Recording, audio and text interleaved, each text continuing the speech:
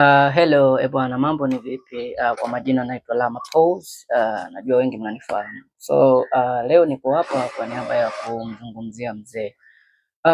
Kwa uelewa wangu mimi, mzee ni mtu ambaye ana umri mkubwa ambao inaweza ikawa kuanzia hata miaka 60 na kuendelea. Unaona bwana, lakini pia unapomzungumzia mzee, mzee pia ni mtu ambaye kwa kutokana na level ambaye yeye yupo, kuna baadhi ya vitu pia katika mwili wake pia vinapungua, especially hata kwa upande wa kimuonekano pia unakuta mwili unakuwa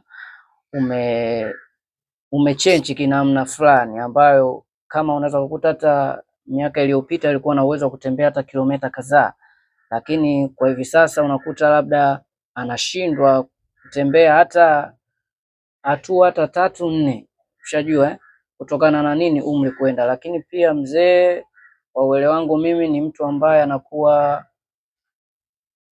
ameshapitia vitu vingi. Kwa hiyo ukimuuliza hata kwenye swala la kuhusu mambo ya dunia au kuhusu mambo mengine fulani fulani, anakuwa ni mtu ambaye anajua vitu vingi sana.